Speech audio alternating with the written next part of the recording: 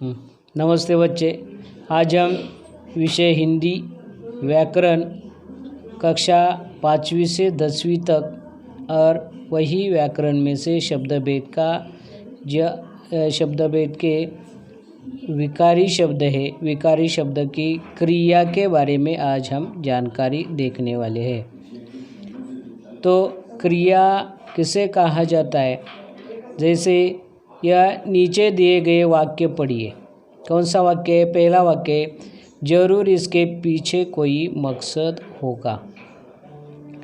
तो वाक्य में जो जरूर इसके पीछे मकसद होगा जो है, यह होगा, यह क्या है? क्रिया है।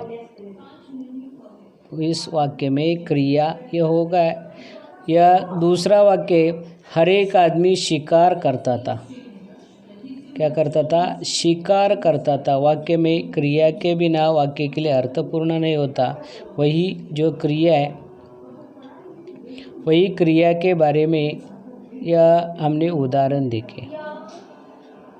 तो क्रिया की परिभाषा कौन सी है? परिभाषा है जिस शब्द से किसी कार्य के होने का बोध होता है। कार्य का होने का बोध होता है, उसे क्या कहा जाता है? क्रिया कहा जाता है। कौन सा है? कार्य होने से यह क्रिया कहा जाता है। क्रिया के कुल मिलाकर 5 भेद है। पहला है अकर्मक, दूसरा है सकर्मक क्रिया, तीसरा है संयुक्त क्रिया, चौथा है सहायक क्रिया और 5वां जो है यह प्रेरणार्थक क्रिया। वही क्रिया में से, यह भेद में से पहली क्रिया हम देखेंगे। अकर्मक क्रिया की परिभाषा है जिस वाक्य में क्रिया का फल सीधा कर्ता पर पड़ता है। क्रिया मतलब कार्य होने की क्रिया, और सीधा जो फल है कर्ता पर पड़ता है, और इसी कारण हम उसे क्या कहा जाता है? अकर्मक क्रिया कहते हैं।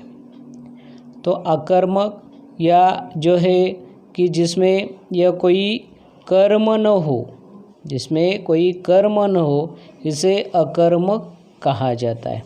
तो अकर्मक क्रिया का हम उदाहरण देखेंगे आगे। अकर्मक क्रिया के उदाहरण, पहला उदाहरण है ठेकेदार नया था। तो यह ठेकेदार यह करता है, और जिसमें क्रिया है, कर्ता और क्रिया है, बीच में कर्म नहीं है। यह ठेकेदार नया था। नया कौन था? तो ठेकेदार। सीधा फल यह ठेकेदार या कर्ता पर पड़ता है, और इसी कारण हम उसे क्या कहा जाता है?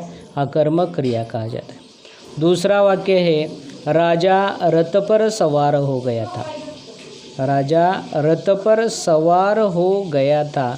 रथ पर यह सवार होने वाला, रथ पर सवार कौन हो गया था? तो राजा। तो राजा यह क्या है? यह कर्ता पर फल पड़ जाता है, यह कर्ता पर प्रभाव पड़ जाता है, और इसी कारण हम उसे क्या कहा जाता है? अकर्मक क्रिया कहा जाता है। तो दूसरा भेद है सकर्मक क्रिया। सकर्मक, इसके पहले में अकर्मक, जिसमें कर्म न हो उसे अकर्मक, और जिसमें कर्म हो उसे क्या कहा जाता है? सकर्मक क्रिया। कर्म के साथ जो आने वाले शब्द, उनकी परिभाषा कौन सी है? कि जिस वाक्य में क्रिया का फल सीधा कर्म पर पड़ता है, क्रिया का जो फल है सीधा कर्म पर पड़ता है, उसे क्या कहा जाता है? सकर्मक क्रिया कहते हैं। सकर्मक क्रिया के उदाहरण, पहला उदाहरण है पुलिस ने चोर को पकड़ा। यह पुलिस कौन है? यह करता है, और पकड़ने की क्रिया है। पुलिस ने किसको पकड़ा है? चोर को पकड़ा है। देखो वाक्य में यह चोर, यह क्या है? कर्म है। मतलब जिस वाक्य में जो कर्म हो उसे क्या कहा जाता है? पुलिस, यह सकर्मक क्रिया कहा जाता है। पुलिस ने कार्य किया है, कर्म किया है। क्या कर्म किया है? चोर को पकड़ने का, और इसी कारण हम उसे क्या कहा जाता है? सकर्मक क्रिया कहा जाता है। ऐसे हम अलग अलग प्रकार के उदाहरण हम देख सकते हैं और लिख भी सकते हैं।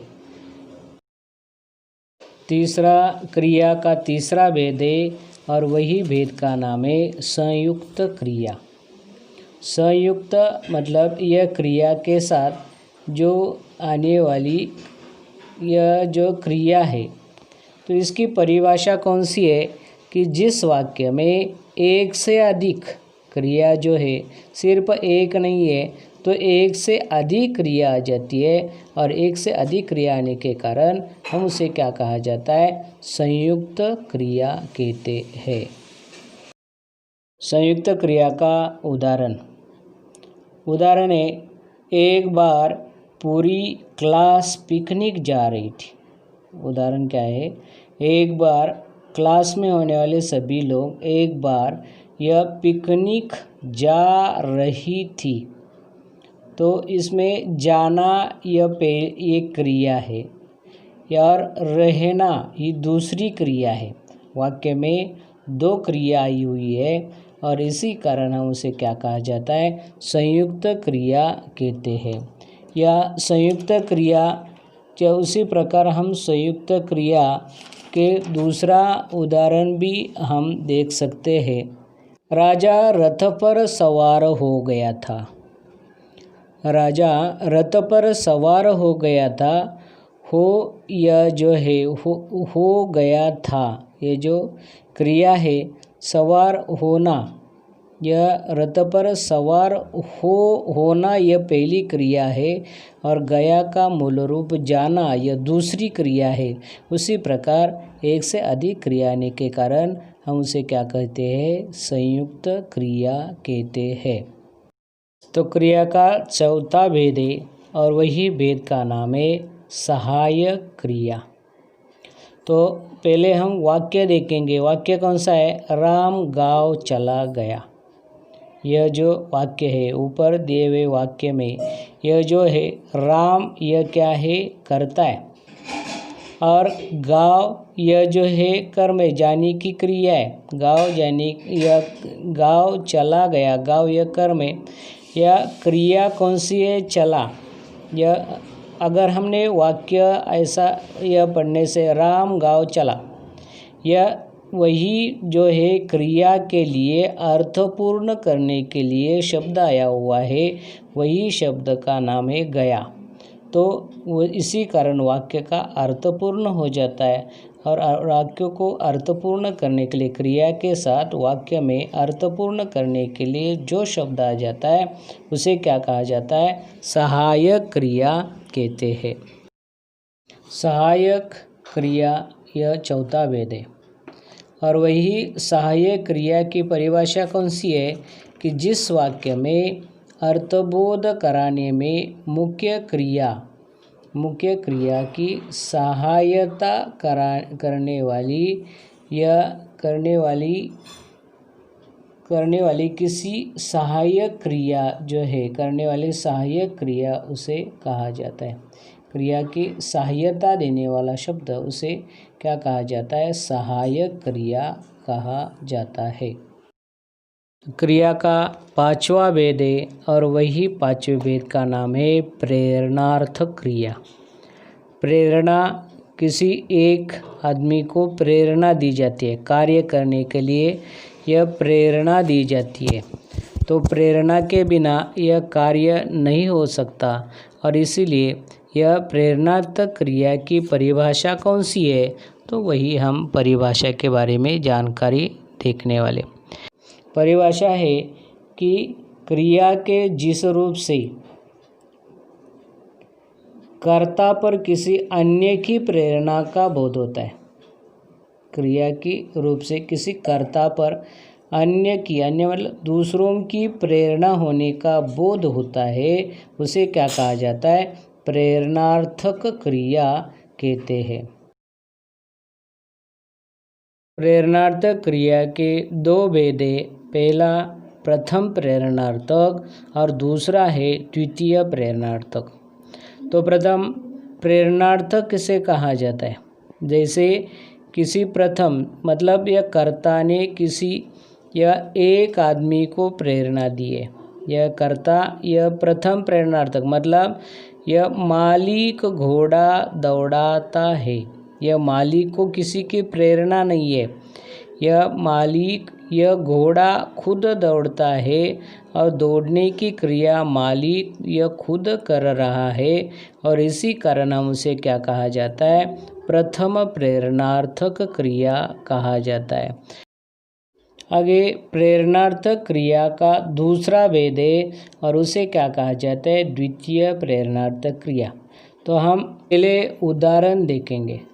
पहला उदाहरण हमें प्रथम प्रेरणार्थक क्रिया में यह देखा है, कौन सा, मालिक घोड़ा दौड़ता है। यहाँ पे वही उदाहरण है, मालिक घुड़सवार से घोड़ा दौड़ाता है। दूसरे उदाहरण में यह घोड़ा खुद नहीं दौड़ाता, यह घुड़सवार के द्वारा मालिक को यह प्रेरणा मिली हुई है, यह प्रेरणा देने वाला अन्य है, दूसरा है और इसी कारण हम उसे क्या कहा जाता है, द्वितीय प्रेरणार्थक क्रिया कहा जाता है। तो प्रेरणार्थक क्रिया पहचानने का आसान तरीका कौन सा है, इसमें कौन से नियम है। तो पहला जो नियम है, पहला अक्षर मूल धातु का स्वर अ हो तो अ में ही परिवर्तन होता है। जैसे यह रखना शब्द है, पहला अक्षर कौन सा है, रखना। उच्चारण करते समय र का जो स्वर है, यह र का स्वर करते समय अ आ जाता है और दूसरा जो है आगे यह मूल धातु है, यह मूल धातु के बाद यह दूसरा है रखाना, रखाना र ही है, जैसा कि वैसा र आया है प्रथम प्रेरणार्थक। और दूसरा जो शब्द है रखवाना, ना का वाना में परिवर्तन हो जाता है और यह पहला नियम है। तो दूसरा नियम कौन सा है, आ का अ में परिवर्तन हो जाता है, आ का अ में परिवर्तन हो जाता है। जैसे यहाँ पे उदाहरण दिया है, जागना यह शब्द दिया हुआ है, जागना ज के साथ उच्चारण करते समय आ स्वर आया हुआ है, तो मूल धातु के बाद प्रथम प्रेरणार्थक क्रिया बनाते समय आ का अ में परिवर्तन, जगना अ में परिवर्तन और ना का वाना यह है क्या है, यह द्वितीय प्रेरणार्थक क्रिया कहा जाता है। प्रेरणार्थक क्रिया का तीसरा नियम है, तीसरा कौन सा है कि ला का लवा में परिवर्तन होता है। जैसे यह पीना यह मूल धातु है, पिलाना प्रथम प्रेरणार्थक क्रिया है, पिलवाना यह द्वितीय प्रेरणार्थक क्रिया है। तो यह ला का वाना लवाना में या वाना में परिवर्तन हो जाता है। दूसरा आगे चौथा जो नियम है, आ का अ में परिवर्तन हो जाता है। जैसे यह शब्द दिया हुआ है, यह भागना शब्द है, भागना शब्द है, यह भागना, भगाना, भगवाना, यह भागना शब्द है, यह भगना, भगाना, भगवाना ऐसा जो चाहिए। तो भागना यह जो है, यह पहला अक्षर है, उच्चारण करते समय आ जाता है, भागना। आ का दूसरा प्रथम प्रेरणार्थक क्रिया में आ का अ में परिवर्तन हो गया है, भगाना। और वाना यह क्या है, द्वितीय प्रेरणार्थक क्रिया है। पांचवा जो नियम है वही है, ए का अयम स्वर में यह स्वर ई बन जाता है, ए का और ए का स्वर जो है कौन सा बन जाता है, ई बन जाता है। जैसे यह मूल धातु है देखना, दे या उच्चारण करते समय द के साथ उच्चारण ए का किया जाता है, ऐ का किया जाता है, उसी समय ई परिवर्तन हो जाता है, मतलब यह रस्व ई में परिवर्तन हो जाता है, दिखाना, दिखवाना। यह उसी प्रकार यह ए का और ऐ का ई में परिवर्तन हो जाता है। यह प्रेरणार्थक क्रिया का पांचवा नियम है। तो प्रेरणार्थक क्रिया का छठा नियम है, पहला अक्षर ह्रस्व हो तो दीर्घ में परिवर्तन होता है। ह्रस्व मतलब यह पहली यह वेलांटी यह उसे कहा जाता है, दीर्घ उसे कहा जाता है, दूसरी वेलांटी कहा जाता है। पहला उकार यह दूसरा उकार कहा जाता है। उसी प्रकार अगर पहला अक्षर दीर्घ हो तो ह्रस्व में परिवर्तन हो जाता है। तो वही ह्रस्व में और दीर्घ में जो परिवर्तन यह हो जाता है, यह दूसरा आगे जो नियम है, अंतिम नियम है, सातवां जो नियम है, वो स्वर का उ स्वर में परिवर्तन हो जाता है। वो स्वर का उ स्वर में परिवर्तन जाता है। जैसे सोना शब्द है, सोना यह ओ उच्चारण करते स का उच्चारण करते समय ओ स्वर आ जाता है। ओ का पहला अक्षर सुलाना सुलवाना, उसे यह क्या कहा जाता है, यह